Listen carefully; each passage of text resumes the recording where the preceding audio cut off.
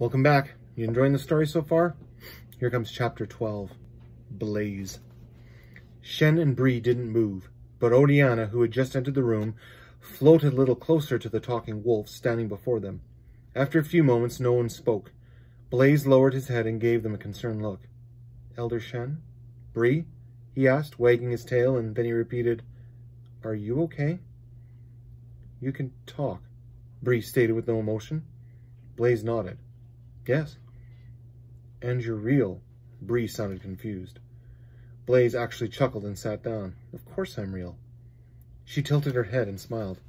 You have my backpack. Blaze turned his head and looked at it strapped to his back and nodded. I figured you'd want it back, so I put it on. And believe me, it wasn't easy. Shen began to laugh and then clapped his hands. My grandfather was worried that the spell would fail. I'm glad to see it didn't. Bree gave Shen a questioning look.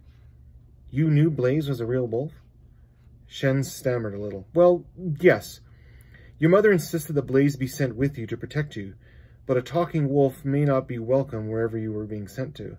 My grandfather decided to turn it into a stuffed animal in the hope that it would stay a stuffed animal until it returned. It's a very ancient spell that could have easily failed. Bree looked back at Blaze, who was watching them intently. She slowly approached the wolf and crouched down, studying his face. You do seem familiar to me, she said. I should. I knew you from before you were born, Blaze replied. Can I touch your fur? She asked, still a little unsure. Blaze seemed to smile. Of course, I may be a wolf, but I am your wolf, and I would never harm you. Bree reached out and ran her hand along Blaze's head. The fur felt exactly like it did in the attic. Despite how rough he had been treated as she grew up, the fur seemed soft and thick. She began to smile and instinctively scratched behind his ear, causing him to tilt his head, close his eyes, and softly groan in pleasure. Shen joined them and crouched down as well. Blaze was always loyal to you ever since your mom got pregnant, Shen continued. He never left your side. He always slept near your crib. My parents must have liked how loyal you were to me, even though you were theirs first, Bree said. Blaze opened his eyes and looked at Shen, who looked back at him.